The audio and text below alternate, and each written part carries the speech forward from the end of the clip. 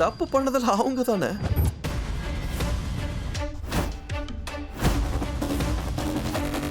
ராதிகா, அவங்கள நீயே இன்வைட் பண்ணு.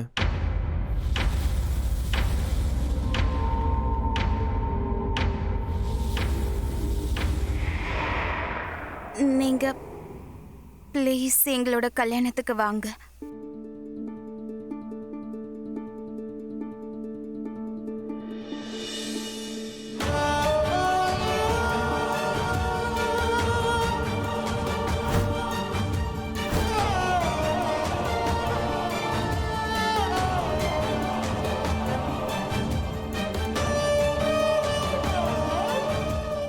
நீ இந்த அளவுக்கு கீழே இறங்கி போவேன்னு நான் சத்தியமா நினைச்சு கூட பார்க்கல. அங்க மோகனனாவும் குஷியும் ஜெயில்ல இருக்காங்க. அங்க போலீஸ் அவங்கள எப்படி ட்ரீட் பண்றாங்கன்னு கூட தெரியல. ஆனா நீ அவர் அரெஸ்ட் பண்ணி போகும்போது கூட உன்னை பத்தி தான் கவலைப்பட்டாரு.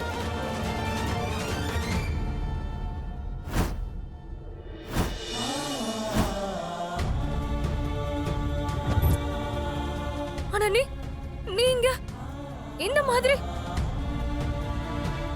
Disgusting Radha, disgusting. எத்தனை வாட்டி நான் ட்ரை பண்ண ராதா துரோகின்றத மோகனனாக்கு புரிய வைக்க. உன்னை நம்பாதீங்கன்னு நான் எத்தனையோ வாட்டி சொன்னேன். ஆனா அண்ணா கேட்கவே இல்ல. அப்ப கூட உன்னதான் முழுசா நம்பினாரு ராதா. ஆனா இன்னைக்கு அவரோட நம்பிக்கை தோத்து போச்சு.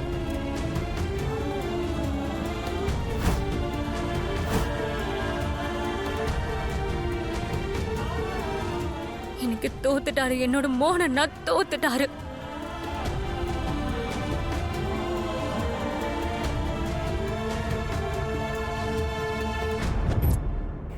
இனி ராதாவோட கண்கள் மூடி இருக்காது.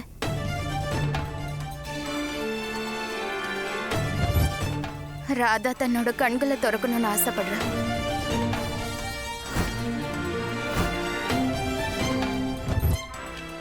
போங்க இங்க இருந்து.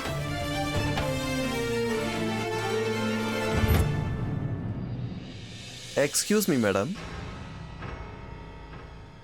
அவங்க சொன்னதை கேட்டுச்சா? இப்ப என் ராதிகாவோட கண்கள் திறந்தாச்சு. மோகனோட உண்மையான முகம் அவ கண்ணு முன்னாடி வந்தாச்சு.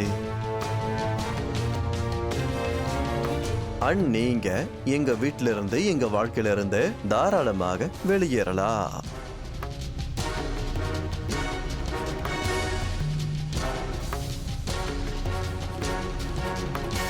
Very good.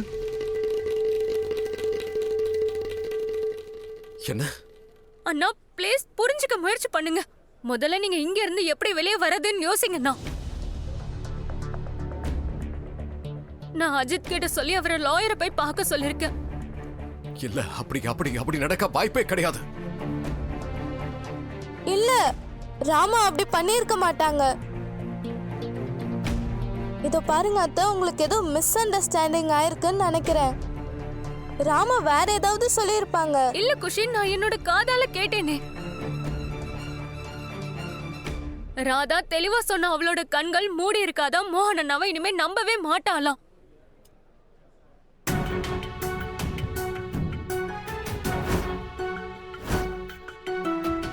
என்ன என்ன இப்ப நீ என்ன சொன்ன? ராதாக்கு என்ன சொன்னா? ஆமா மோகனண்ணா. கீர்த்தி, எக்ஸாக்ட் வேர்ட்ஸ் சொல்லு. ராதா என்ன சொன்னா?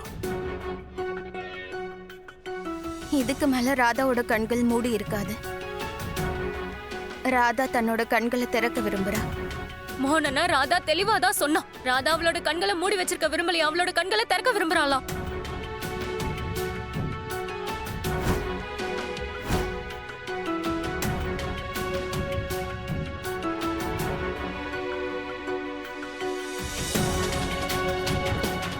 ராதா அவளோட கண்களை திறக்க விரும்புறானா? அப்படின்னா இதுக்கு அர்த்தம் எனக்கு புரிஞ்சிருச்சு. கீர்த்தி, உனக்கு தெரியுமா, அந்த கிருஷ்ணருடைய ராதா பிறந்தப்போ பல வருஷங்கள் வரைக்கும் அவங்க அவங்களோட கண்ணை திறக்கவே இல்லை. எல்லாரும் அவங்களுக்கு பார்வை இல்லைன்னு நினைச்சாங்க. ஆனா அது அப்படி இல்லை.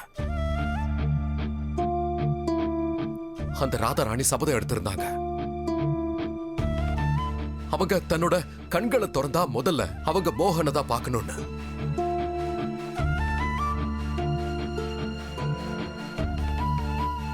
அது மட்டும் இல்லாம அந்த ராதாராணி பிறந்து பல வருஷங்களுக்கு அப்புறமா கிருஷ்ண பரமாத்மா கோகுலத்துக்கு போனப்போ கிருஷ்ண பரமாத்மா அங்க போய் ராதாராணிக்கு முன்னாடி நிக்கும் போதுதான் ராதாராணி தன்னுடைய கண்களையே திறந்தாங்களாம். அவங்க கண்களை திறந்து முதல்ல தன்னோட மோகனை தான் பார்த்தாங்க. மோகனண்ணா, ராதாக்கும் இது எல்லாத்துக்கும் என்ன சம்பந்தம்? சம்பந்தம் இருக்கு கீர்த்தி. ராதாராணி மாதிரி ராதாவும் கண்களை திறக்கணும்னு நினைக்கிறா.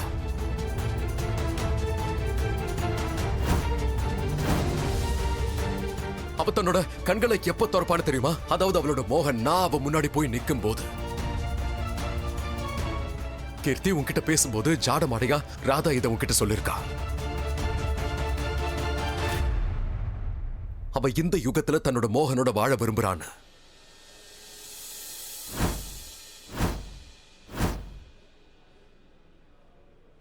அவ யுவனை கல்யாணம் பண்ணிக்க விரும்பல. அவ ரொம்ப பெரிய பிரச்சனையில மாட்டிக்கிட்டு இருக்கா கீர்த்தி. நான் சொல்றத நம்பு.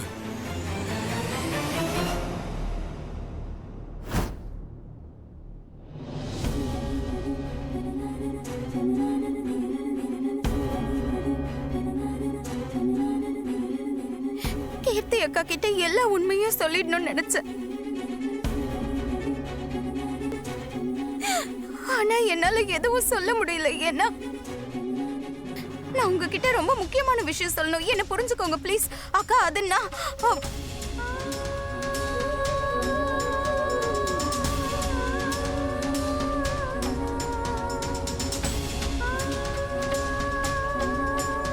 ஐயோ கடவுளே கிருஷ்ணா, என் புள்ள என்ன நிலைமையில இருக்கானோ, அவன் அங்க எப்படி பயந்துட்டு இருக்கானோ, எவ்வளவு கஷ்டப்படுறானோ. ப்ளீஸ் என் புள்ளைய நீங்க தான் காப்பாத்தணும். ப்ளீஸ் மௌனையா, சீக்கிரமா வாங்க ப்ளீஸ் ப்ளீஸ் ப்ளீஸ். எனக்கு இப்ப நீங்க என் கூட இருக்கணும் மௌனையா. நம்ம குழந்தைய நாம தான் காப்பாத்தி ஆகணும். வாங்க ப்ளீஸ் வாங்க. எனக்கு இதுல முழு நம்பிக்கை இருக்க கீர்த்தி. ராதா நிச்சயமா அந்த யுவனை கல்யாணம் பண்ணிக்க விரும்பல. அந்த யுவன் அவளை பிளாக்மெயில் பண்ணி மிரட்டி பயமுறுத்தி ராதாவா அப்படி பேச வச்சிருக்கா. நான் சொல்றத கொஞ்சம் நம்பு கீர்த்தி. ஒரு வேலை பண்ண, நீ இப்பவே கிளம்பி போ. அண்ட் ராதா கூடவே இரு. அவளுக்கு நம்மளோட உதவி தேவை. அண்ட் என்ன வேணா பண்ண, ஆனா யுவன் கூட சண்டை போடாத. அவன் ஒரு பைத்தியம், ரொம்ப ஆபத்தானவ. அவ என்ன வேணாலும் பண்ணுவான். ராதா கிட்ட நான் வரேன்னு சொன்னா மட்டும் போதும். இந்த மோகன் ராதா கிட்ட வரான்னு சொல்லு. மத்த எல்லாத்தையும் நான் பாத்துக்கிறேன். ஆனா மோகனண்ணா, எப்படி இங்க இருந்து தப்பிப்பீங்க நீங்க? எனக்கு தெரியல கீர்த்தி. ஆனா கண்டிப்பா நான் ராதா கிட்ட வந்து சேர்வேன். சரியா? நான் வருவேன் ராதா. எல்லா சுவர்களையும் தாண்டி எல்லா பூட்டையும் உடைச்சு மோகன் அவளோட ராதா கிட்ட வருவான்.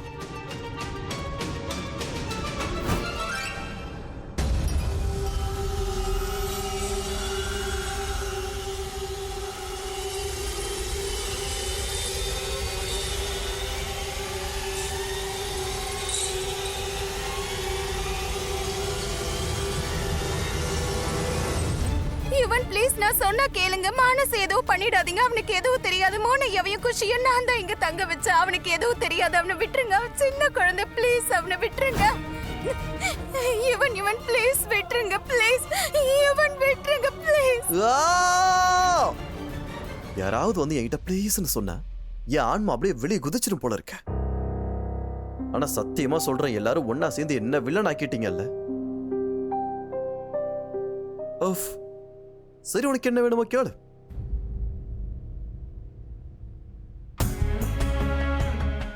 ப்ளீஸ் யுவன், மானஸ விட்டுருங்க. அவனுக்கு எதுவும் தெரியாது. மோனையாவையும் குஷியும் நான் தான் வீட்டுல ஒளிச்சு வச்சேன். அவனுக்கும் எதுக்கும் எந்த சம்பந்தமும் இல்ல. ப்ளீஸ் அவனை விட்டுருங்க ப்ளீஸ்.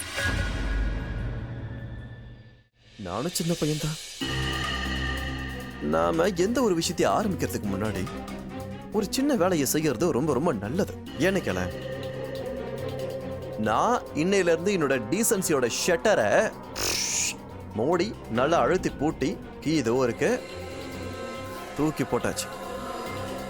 மானஸ் விஷயத்தை பொறுத்த வரைக்கும் அவன் எப்படியும் வந்துருவான். இங்க உனக்கும் எனக்கும் கல்யாணம் நடக்கும். அப்ப மானஸ் இங்க திரும்பி வருவான். ஒருவேளை கடவுள் நினைச்சாருன்னா மானஸ் கூட சேர்த்து இன்னொரு குட்டி குழந்தை.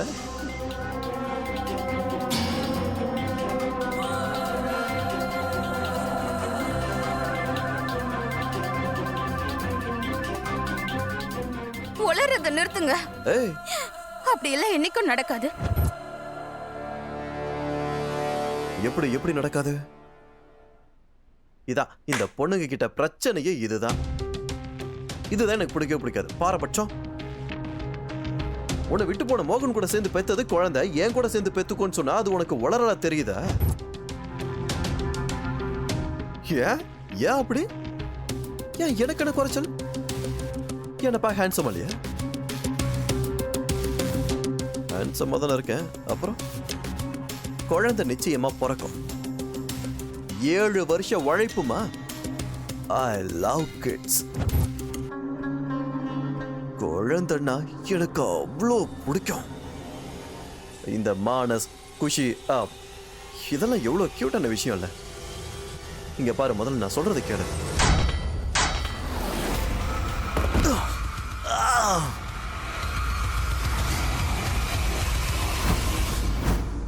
ஒரு நிமிஷம், போன் அடிக்குது. கால் ரிங் ஆகுதுமா. ஐயோ, அது மானஸ் கூட ஒரு ஆளை போட்டு வச்சிருக்கல, அவன்தான்.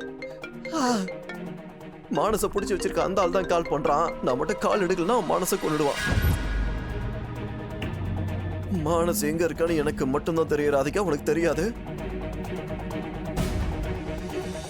அப்புறம் எப்படி போய் நீ அவனை காப்பாத்துவ?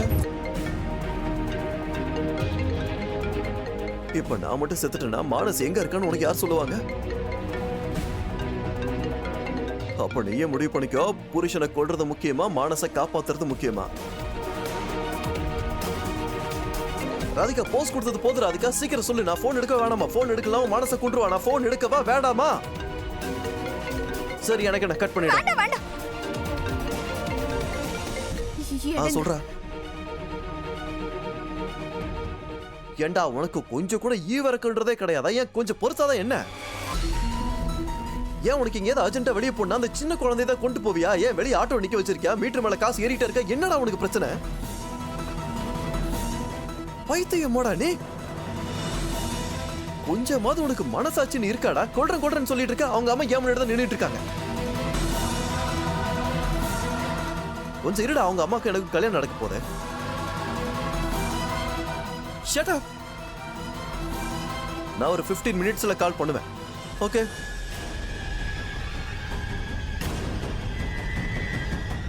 மினிட்ஸ்ல நான் கால் பண்ணலனா அதுக்கப்புறம் கொண்டுக்கோ. சரி, அதுக்கப்புறம் நீ கொண்டுக்கோ. என்னால கேட்காத, வெயிட் பண்ணு. யுவன் ப்ளீஸ், நான் உங்களுக்கு கெஞ்சி கேக்குறேன். ப்ளீஸ் மானச விட்டுருங்க. அவ எந்த தப்பு பண்ணல. நான் உங்களுக்கு கெஞ்சி கேக்குறேன். நான் கூட உங்க கால்ல விழுறேன். வீட்டு கெஞ்சி கேட்டுக்கிறேன். உங்க கை கால்ல விழுறதோ இப்போ உங்க கால்ல கூட விழுற பாருங்க. என்ன கல்யாணம் பண்ணிக்கோ. Problem solve. என்ன கல்யாணம் பண்ணிக்கோ ப்ளீஸ். கல்யாணம் ஆயிடுச்சுன்னா எல்லா ப்ராப்ளமும் சால்வ் ஆயிடும். அப்புறம் என்ன டென்ஷன்? என்ன கல்யாணம் பண்ணிக்கோ. ஏன் நான் என்ன பார்க்க அசிங்கமா இருக்கேன்? நெய்ய யோசி ஒரு வாட்டி. பிராக்டிக்கலி யோசிய. இப்போ உனக்கும் எனக்கு கல்யாணம் ஆகலன்னு வை. என் பாட்டியை பலி கொடுத்தது வேஸ்டா போயிடும்ல. பாவம் மேல இருந்து அவங்க பார்த்துக்கிட்டு இருப்பாங்கல்ல, ஆட போடான்னு திட்டுவாங்க. அவங்களோட கிட்டி கிளப் மெம்பர்ஷிப் கூட இன்னும் முடியல. அது நம்ம கல்யாணம் பண்ணிக்க லேட்டாக இன்னும் எத்தனை உயிர் போகணும் எனக்கே தெரியாது.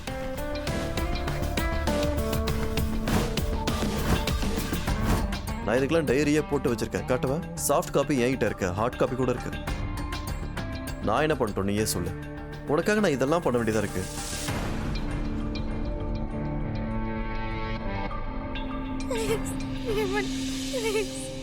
இங்க பாரு, மறுபடியும் இந்த ப்ளீஸ்லாம் சொல்றத ஏன்னா எனக்கும் இதே இருக்குல்ல.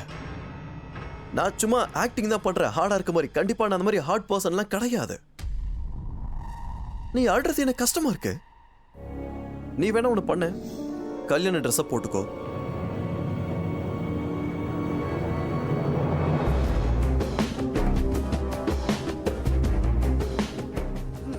என்கிட்ட கல்யாண ட்ரெஸ்ல எதுவும் இல்லை.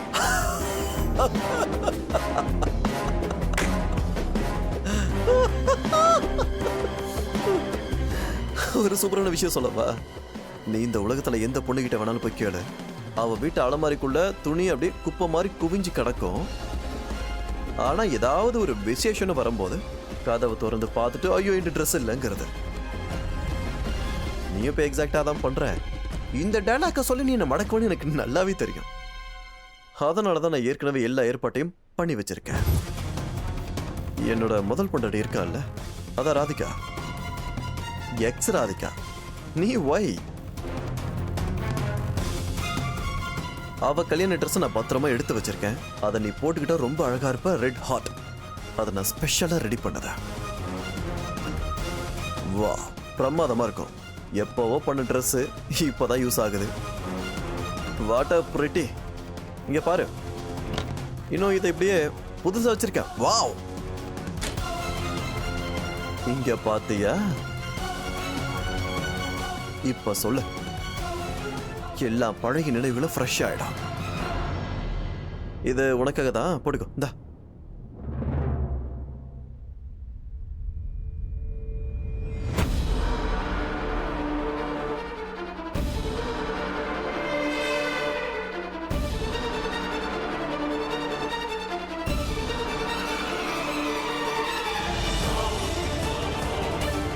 இந்த கல்யாண ட்ரெஸ்ஸை போட்டு உன்னை பார்க்கணும்னு நானும் எத்தனை வருஷமா வெயிட் பண்றது.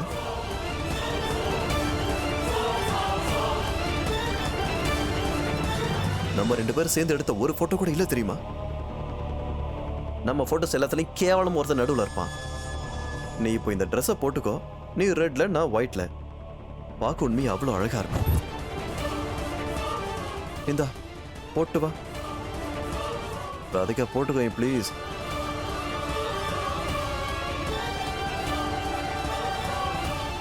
நான் கட்டி விடவா?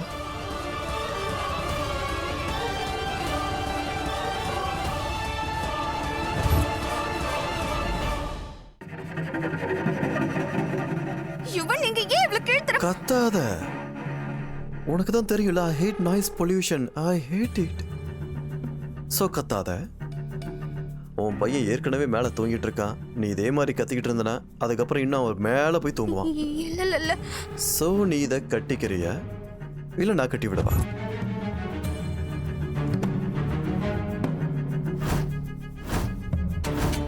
இல்ல வேணாம். அது ரொம்ப தப்பு. நான் அந்த மாதிரி பண்ண மாட்டேன். I'm sorry, really sorry, I'm sorry. Okay, நான் அந்த மாதிரி பண்ண மாட்டேன். ஏன்னா சில விஷயங்கள்லாம் கல்யாணத்துக்கு அப்புறம் தான் கரெக்டா இருக்கும். அப்ப பாத்துக்கலாம்.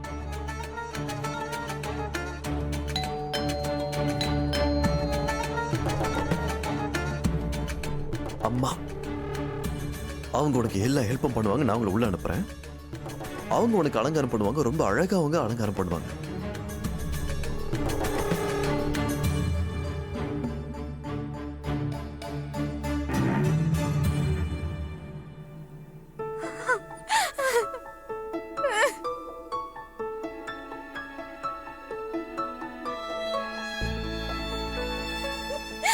மானஸ்,